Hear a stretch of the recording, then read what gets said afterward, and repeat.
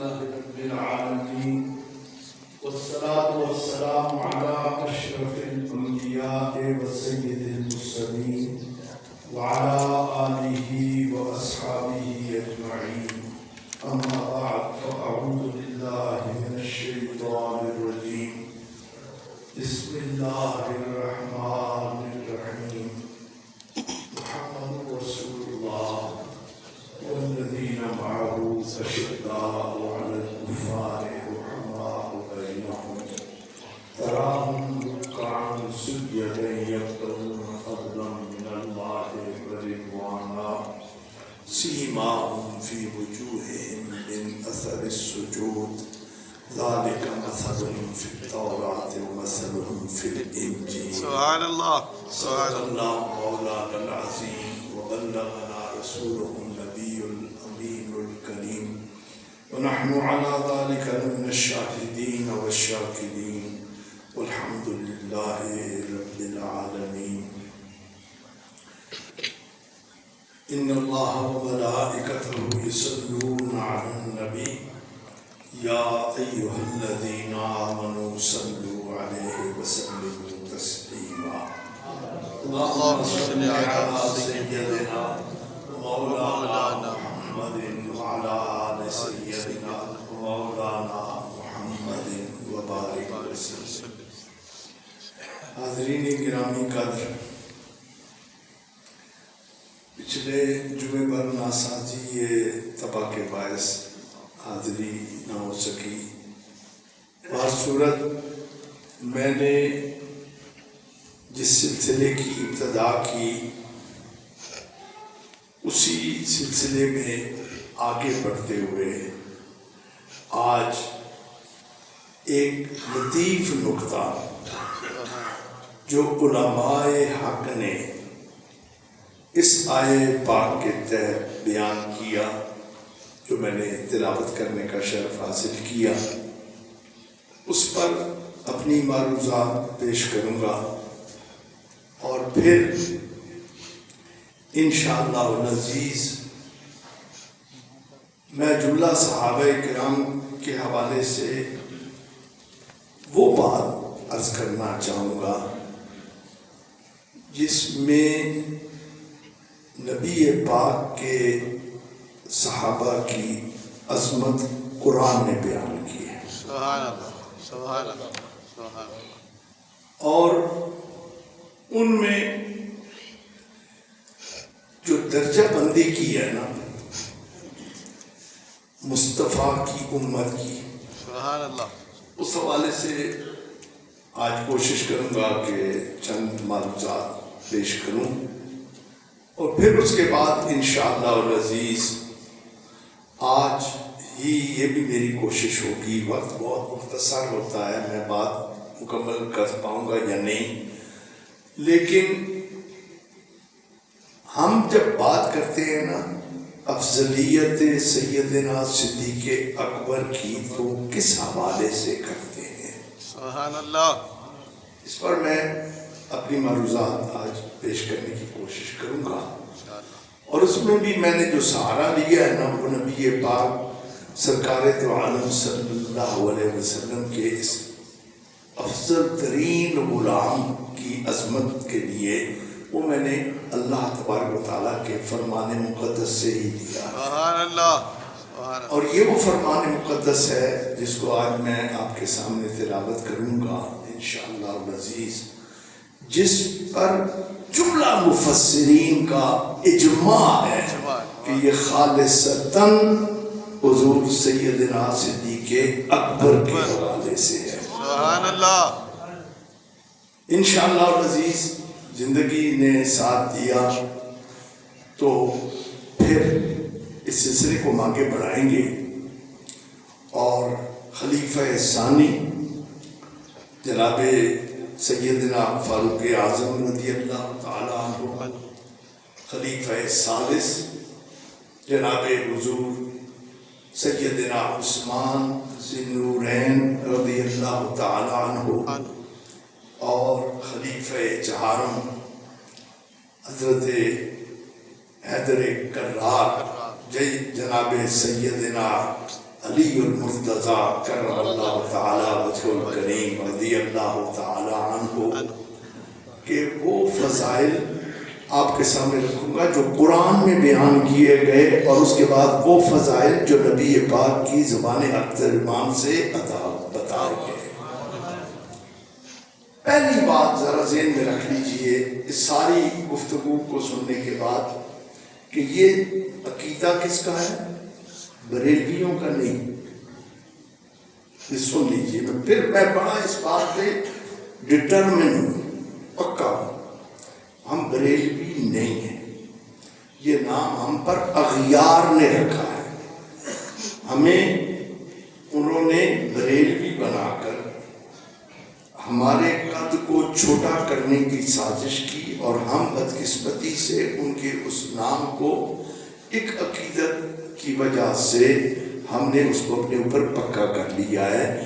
ہم کم از کم بالکل اس بات کو نہیں مانتے، اس لیے کہ اعلیٰ حضرت ہمارے مقتدا بھی ہیں، پیشوا بھی ہیں، رہنما بھی ہیں، اور اعلیٰ حضرت ان علماء حق میں ایک اعلیٰ مقام کے حامل ہیں جنہوں نے رسول اللہ صلی اللہ علیہ وسلم کے عشق کی شمع کو لوگوں کے سینے میں اثر نو روشن کرنے کی سعی کی، اور اس میں وہ کامیاب ہوئے۔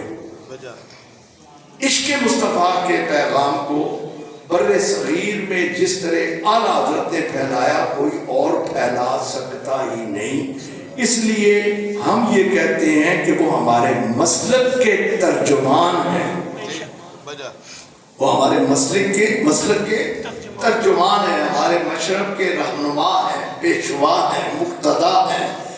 اور میں سچی بات مجھ سے پوچھو تو اگر کسی پر یعنی وہ تمام صفات کسی کے اندر اکٹھی دکھائی دیتی ہیں نا، کہ علم میں بھی اپنی مثال آپ ہو، عمل میں بھی اپنی مثال آپ ہو، زہد میں بھی اپنی مثال آپ ہو، تقوی میں بھی اپنی مثال آپ ہو، تو آپ بغیر سوچے سمجھے اگر کسی ہستی کا نام آپ کے منہ پر آتا ہے تو وہ مولانا احمد رضا خان کا نام ہے، اور اس میں بھی کوئی شک نہیں کہ ہم احمد رضا خان فاضل بریلوی کے ماننے والے ہیں۔ لیکن ایک بات ذرا ذہن میں رکھیے کہ اگر اہل سنت بریلوی ہی ہیں نا تو پھر اعلیٰ حضرت سے پہلے لوگوں کو کیا نام دیں گے آپ؟ جو اعلیٰ حضرت سے پہلے گزرے ہیں ان کو کیا نام دیں گے؟ اگر آپ کے نزدیک یہ کوئی اعلیٰ حضرت کا فلسفہ نہیں ہے، بلکہ یہ نبی پاک سرکار دو عالم صلی اللہ علیہ وسلم کے زمانے سے لے کر کے آج تک وہ لوگ جو صرف ایک رستہ جسے جادہ مستقیم کہتے ہیں اس کو اپنا پر چلے، ان کے سرخیل کون تھے؟ صدیق اکبر تھے، ان کے سرخیل کون تھے؟ فاروق اعظم تھے، ان کے سرخیل کون تھے؟ عثمان ذی النورین تھے، ان کے سرخیل کون تھے؟ حیدر کرار تھے، ان کے سرخیل کون تھے؟ صحابہ کرام تھے، ان کے سرخیل کون تھے؟ اہل بیت اطہار تھے، ان کے سرخیل کون تھے؟ اولیاء کاملین تھے۔ اور کوئی بھی ولی ایسا ولی ہو سکتا ہی نہیں جو ولی ہونے سے پہلے کی بات نہیں کرتا، ولایت ملنے کے بعد جائے تو ہر ولی اگر اس نے کہیں علم نہیں بھی پڑھا نا، کسی مدرسے میں وہ داخل نہیں بھی ہوا، تو ولایت ملتی تب ہے جب علم کا برتن پہلے سے بھر دیا جاتا ہے کہ بے علم نتواں خدا را شناخت۔ معرفت ملتی نہیں اگر علم نہ ہو، معرفت ملتی تب ہے جب علم ہو۔ تو ہم کون ہیں؟ ہم اللہ کے نبی کے فرامین پر چلنے والے، کتاب و سنت کو اپنے لیے حتمی فیصل ماننے والے، اور نبی کے ہر فرمان کو خدا کا فرمان جاننے والے۔ ہم ہم وہ لوگ ہیں جنہوں نے ما آتاکم الرسول فخذوہ وما نہاکم عنہ فانتہوا کو اپنا عقیدہ بنا لیا. اور وہ کون تھے؟ وہ سارے اہل سنت تھے. اور اس کے بعد کیونکہ ہماری جماعت کون سی تھی؟ ہماری جماعت کے افراد کون تھے؟ تو مجھے کہنے دینا کہ ہر صحابی رسول میری جماعت کے ان ائمہ میں شامل ہے جن کی اقتداء میں ہدایت بڑھتی چلی گئی. سبحان اللہ. اس لیے ہم اہل سنت و جماعت ہیں. اور یاد رکھیں، یہ بات ذہن میں رکھ لیں کہ ہمارے ساتھ بہت بڑا دھوکہ ہوا ہے. اور ہم بھی آ کے موج میں نا، ہم یاد لوگ ہیں نا، موج میں بہتے چلے جاتے ہیں سوچے سمجھے بغیر. آج کل تک آپ سنی تھے، کل تک آپ اہل سنت و جماعت تھے. آپ بریلوی بنے اور وہ جن کو کوئی سنی کہنے کے لیے تیار نہیں تھا وہ اہل سنت و جماعت بن گئے. تم ہوش کے ناخن لو اور اپنے آپ کو واپس لوٹاؤ. ہمارے مقتدا کون ہیں؟ صحابہ. ہمارے پیشوا کون ہیں؟ صحابہ. اچھا، اور ایک بات ذہن میں اور رکھو، جب ہم صحابہ کی بات کرتے ہیں تو کیا صحابہ میں آل بیت شامل نہیں ہیں یار؟ جب ہم صحابہ کی بات کرتے ہیں تو کیا حیدر کرار صحابی نہیں ہے؟ کیا اگر ہم جب صحابہ کی بات کرتے ہیں تو حسنین کریمین دونوں صحابی نہیں ہیں؟ اور اگر ہم صحابہ کی بات کرتے ہیں تو کیا سیدہ طیبہ طاہرہ حضور سیدۃ النساء حضرت فاطمہ الزہرا یہ صحابیہ نہیں ہیں؟ صحابیوں میں بھی صحابیوں کے سردار کون ہیں؟ 5 تن پاک ہیں یا 4 یار کبار ہیں. اب آپ یاد رکھیے، یہ 4 کا لفظ جو ہے نا ہمارے نزدیک بڑی اہمیت کا حامل ہے. 4 کا لفظ اگر آپ دیکھیں نا تو 4 کے ساتھ 5واں ایک ہی جڑتا ہے نا. 4 کے ساتھ 5واں ایک ہی جڑتا ہے. اور وہ کون سا ہے؟ وہ ہے شمع رسالت. وہ ہے شمع رسالت. اسی لیے تو کہنے والا ایک نعرہ مستانہ بلند کر کے کہتا ہے نا، ہے کرنے ایک ہی مچل کی، ہے کرنے ایک ہی مشعل کی. وہ مشعل کون سی ہے مولانا؟ وہ مشعل وہی ہے جس نے 4 دانگے عالم میں اجالا کر دیا. اور وہ شمع رسالت ہے جس کے نور سے کائنات منور ہوئی اور اس کا نور پھیلا جن کرنوں کے ذریعے سے. ان کرنوں میں ایک کرن صدیق کہلائی، ایک کرن فاروق کہلائی، ایک کرن عثمان کہلائی اور ایک کرن علی کہلائی. ہیں کرنیں ایک ہی مشعل کی، ابو بکر و عمر عثمان و علی. ہم مرتبہ ہیں یاران نبی، کچھ فرق نہیں ان چاروں. ہم کون ہوتے ہیں پیمانہ لے کر بیٹھے؟ ہمارے لیے معیار وہی ہے جو میں نے پچھلے جمعے پر کہا تھا کہ نبی کا جو غلام ہے ہمارا وہ امام ہے. اب آئیے واپس آتا ہوں اپنی بات پر. والذین معہ، اب یہ ہر صحابی کی شان ہے، اس لیے کہ مطلقاً صحابہ کی شان اس قرآن کی آیت میں بیان کی گئی. محمد الرسول اللہ. ہاں میں بات میری ادھوری رہ گئی تھوڑی سی، میں معافی چاہتا ہوں. میں نے کہا نا کہ وہاں بھی 4 کے ساتھ 5واں جڑنے والا محمد الرسول اللہ ہے، اور 5 تن پاک میں بھی 5واں جڑنے والا محمد الرسول اللہ ہے. گویا مجھے کہنے دیجئے کہ محمد الرسول اللہ کے ساتھ جڑے ہوئے 4 یار کبار ہو تو وہ بھی 4 ہیں، اور 5 تن پاک میں جو نبی کے پاس جڑنے والے وہ بھی 4 ہیں. یہ 4 کا حصہ ہمارے لیے بڑا محل میں وہاں 4 کون سے ہیں؟ صدیق، فاروق، عثمان، علی، اور یہاں 4 کے ساتھ جڑنے والے کون سے ہیں؟ فاطمہ، حسین، حسن، اور چوتھا کون؟ علی۔ اور مجھے کہنے دینا کہ میں قربان جاؤں علی کی شان کے کہ وہاں بھی موجود ہے اور یہاں بھی موجود ہے۔ علی کی اپنی شان ہے، وہاں پہ بھی موجود ہے، یہاں پہ بھی موجود ہے۔ جو 5 تن پاک کا نعرہ لگائے تو وہاں پہ بھی علی کا نعرہ موجود ہے، اور جو 4 یار کبار کا نعرہ لگائے وہاں پہ بھی علی کا نام ہے۔ اب آئیے ان صحابہ کی شان قرآن نے بیان کی، والذین معہ، اور جو اس کے ساتھی ہیں ان کی شان کیا ہے؟ اشداء علی الکفار، کافروں کے لیے وہ بہت سخت ہے، رحماء بینہم، آپس میں ایک دوسرے کے لیے بڑے نرم ہیں۔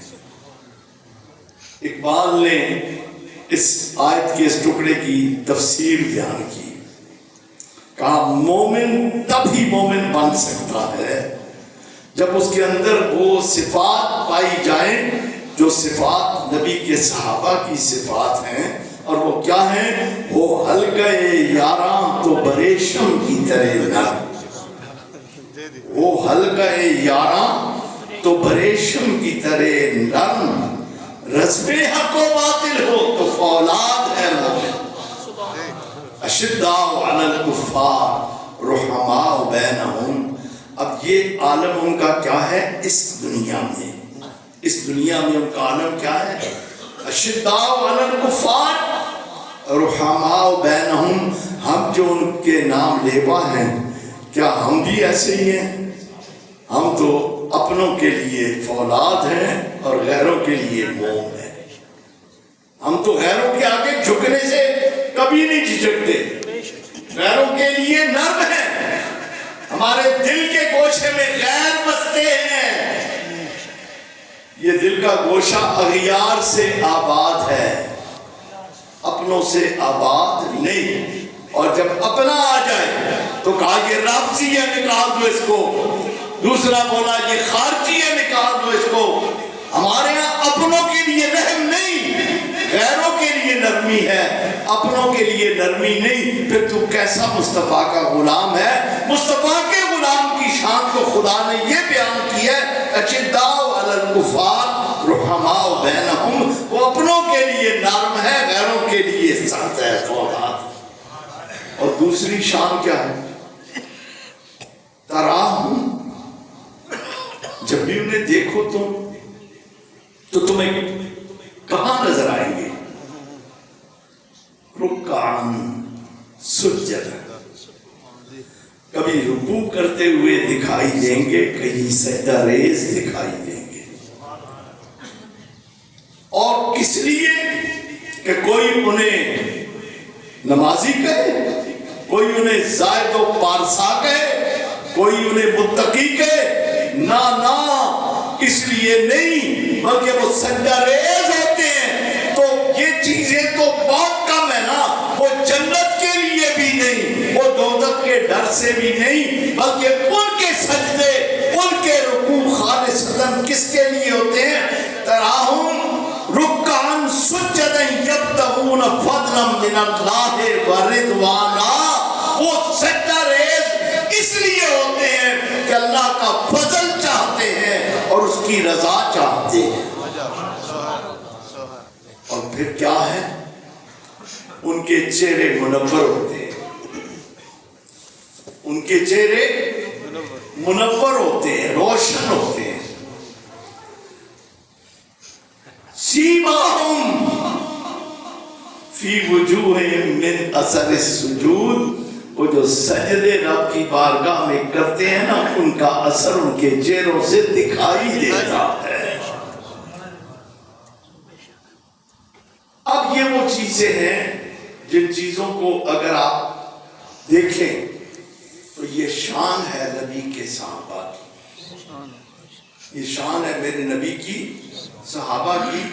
اب اس میں جو لطیف نکتہ بیان کیا گیا اس کی میں نشاندہی کر دوں تو بہت سارے ایسے صوفیوں کے غلام علماء ہیں جنہوں نے بڑا لطیف نکتہ بیان کیا. کہا اس میں ایک اشارہ تو ہر صحابی کے لیے ہے نا، پر 4 کے لیے مخصوص 4 اشارے ہیں. سبحان اللہ. وہ 4 اشارے کون سے ہیں؟ کہا ایک کے لیے بات کی گئی معیت کی، اور وہ معیت کیسی؟ وہ معیت ایسی کہ مولا علی کہتے ہیں میں نے جب سے میں نے مصطفیٰ سے اپنے بارے میں، ان کی ذات کے بارے میں، نبی کی ذات کے بارے میں سنا تو فرمایا میں اور ابو بکر وہاں گئے تھے، میں اور ابو بکر وہاں گئے تھے. اب یہ کیا ہے؟ یہ وہ معیت ہے جو معیت ابو بکر و عمر کو حاصل ہے. ان احادیث میں ساتھ حضرت عمر کا نام بھی شامل ہے. میں ابو بکر اور عمر وہاں تھے، میں ابو بکر اور عمر آ رہے تھے. اب وہ جو معیت ہے حضرت ابو بکر صدیق کی، وہ معیت نرالی ہے. خدا کی قسم جس سفر میں کوئی دوسرا ساتھ شریک نہ تھا، اس سفر میں بھی اکیلا مصطفیٰ کو نہیں جانے دیا بلکہ معیت مصطفیٰ میں ساتھ گئے. سبحان اللہ، سبحان اللہ، اور ساتھ رہے. مجھے کہنے دو کہ غار میں کوئی تیسرا نہیں تھا. ہوتا تو قرآن میں ذکر ہوتا نا. تو جس کو ثانی اثنین فی الغار اذ ہما فی الغار، اب وہ کس کو کہا گیا؟ 2 کی بات ہوئی. 2 میں ایک نے اپنے دوست کو کہا.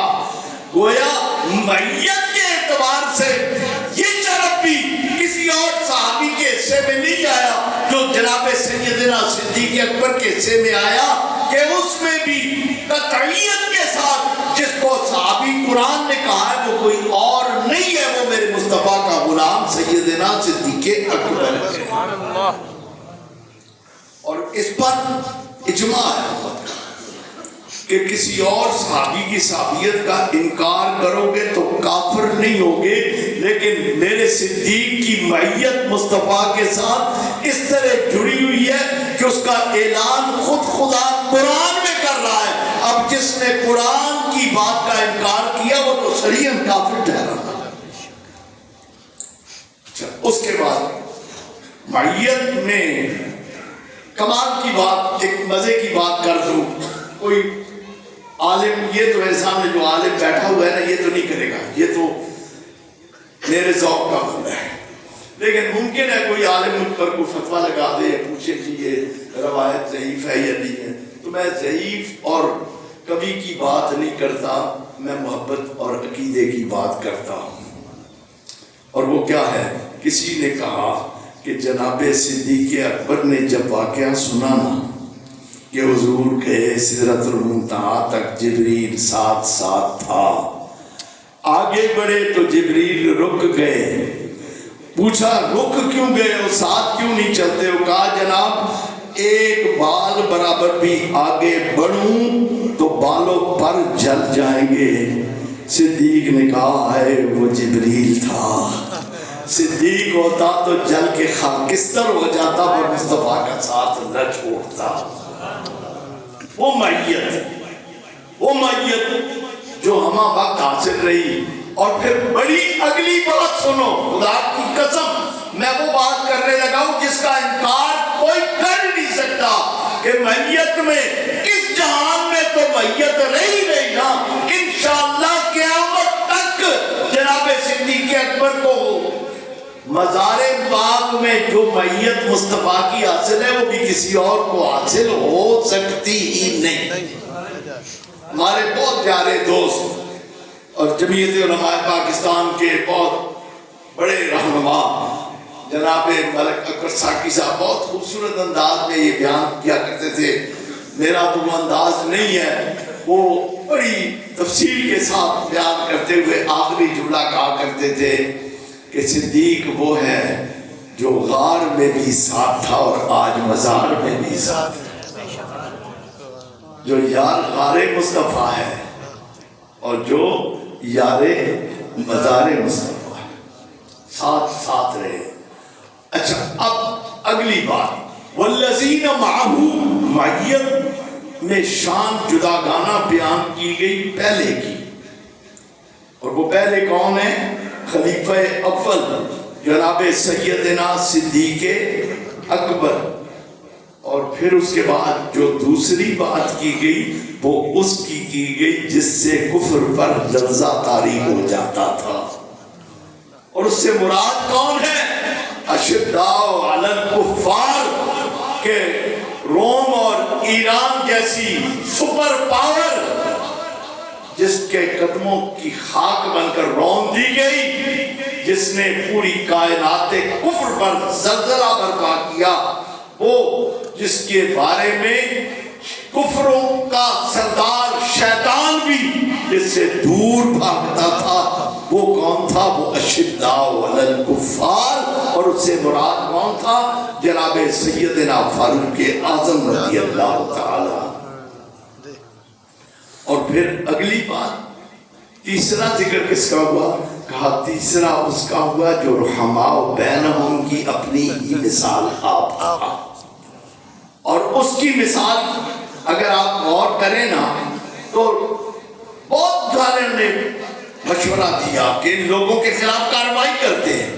کہا میں کیسے رسول اللہ کا کلمہ پڑھنے والوں کے خلاف میری تلوار نہیں اٹھ سکتی، اس لیے کہ یہ تلوار اٹھی اور اٹھتی رہے گی کافروں کے لیے جو کلمہ گو ہیں، چاہے وہ جیسے بھی ہیں، عثمان کی تلوار ان کے خلاف نہیں اٹھ سکتی۔ شہید ہو گئے لیکن کسی پر انہوں نے اپنی تلوار نہیں اٹھائی۔ اب نرمی کی اس سے بڑی مثال اور مل ہی نہیں سکتی جو مثال حضرت عثمان ذی النورین نے پیش کی۔ اور چوتھی ہستی کون سی ہے؟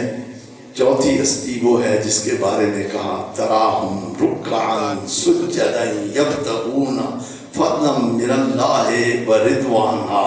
یہ تو سب کے اندر موجود ہے نا، لیکن جو چوتھی شان بیان کی گئی وہ کس کی تھی؟ جس کے چہرے کو دیکھنا عبادت بن گیا۔ اب وہ عبادت کیوں بنا؟ اس لیے کہ سیماہم فی وجوہہم اثر السجود، جس کے چہرے سے وہ نور تاباں منور تھا، روشن تھا، کہ جس کی طرف دیکھا جائے تو اس کی جانب دیکھنا بھی عبادت بن جاتی تھی۔ اب یہ کیا کون ہے؟ یہ چار شانیں قرآن نے بیان کی، یہ چار شانیں قرآن نے بیان کی۔ آگے ایک بات اور کر کے اپنی بات کو آگے بڑھاتا ہے۔ پہلی بات جو ہے وہ یہ ہے کہ ایک آیت آپ نے اکثر سنی ہے، میں نے بھی پڑھی ہے اور بھی علماء سے، اس میں ذکر کیا گیا ہے چار طبقوں کا۔ فَأُولَٰئِكَ مَعَ الَّذِينَ أَنْعَمَ اللَّهُ عَلَيْهِمْ مِنَ النَّبِيِّينَ وَالصِّدِّيقِينَ وَالشُّهَدَاءِ وَالصَّالِحِينَ۔ اس سے مراد کون ہے؟ اس سے مراد انبیاء، صدیقین، شہداء اور اس کے بعد صالحین۔ تو جناب بے شمار لوگوں نے اس پر اپنا نظریہ اپنا بیان کیا، لیکن مجھے ایک بندے کی بات بہت پسند آئی، بہت خوبصورت بات ہے۔ انہوں نے کہا کہ یہ جو چار گروہ ہیں انبیاء کے بعد، ان میں پہلا درجہ کس کو ملا؟ صدیقین کو۔ اور صدیقین سے مراد کون ہیں؟ وہ سچے جنہوں نے اس سچے کی ایمان کے ساتھ زیارت کی جس کو دیکھنے والا پاک ہو جاتا ہے، صاف ہو جاتا ہے۔ میرے مصطفیٰ کا ہر صحابی صدیق ہے، ہر صحابی صدیق ہے، لیکن یاد رکھو شہداء میں بھی شہید سارے افضل اعلیٰ، اور 2 شہید ایسے ہیں جن کا تذکرہ صدیق کے ساتھ خود نبی پاک نے کیا۔ سبحان اللہ۔ جب احد پہاڑ پر نبی پاک کے ساتھ صدیق اکبر بھی موجود تھے، حضرت عمر بھی موجود تھے، حضرت علی بھی موجود تھے۔ اب وہاں پر خوشی سے پہاڑ کانپنے لگ گیا۔ میرے آقا نے اسے روکا، کہا ادب کا خیال نہیں تجھے؟ تجھ پر ایک نبی، ایک صدیق اور 2 شہید موجود ہیں۔ اب اگر اس درجے کے اعتبار سے بھی جائیں تو پھر شہداء کے زمرے میں بھی یہ 3 آتے ہیں، جن میں ایک عمر ہے، ایک عثمان ہے اور ایک علی ہے۔ اور اس کے بعد اگر جائیں تو نبی پاک کے جملہ جتنے صحابہ ہیں وہ سارے کے سارے صحابہ صلحاء میں اعلیٰ ترین مقام رکھنے والے ہیں۔ اس لیے رب کریم نے ان سب کو جنتی قرار دے دیا۔ اب جتنے بھی صحابہ کرام ہیں ان تمام میں سے کوئی صحابی بھی ایسا نہیں جس کا ذکر قرآن کی اس آیت میں موجود نہ ہو۔ اولئک مع الذین انعم اللہ علیہم من النبیین والصدیقین والشہداء والصالحین۔ اور پھر ان کے بارے میں بڑا پیار بھرا جملہ ارشاد فرمایا کہ کتنے پیارے ساتھی ہیں، ان کا ساتھ جس کو مل جائے گا اسے اور کیا چاہیے۔ بار صورت انشاءاللہ العزیز اگلے جمعے پر اسی موضوع پر آگے عرض کروں گا، اور جناب سیدنا صدیق اکبر کی افضلیت کے حوالے سے بھی انشاءاللہ بات کروں گا۔ وما علیہ الا البلاغ المبین۔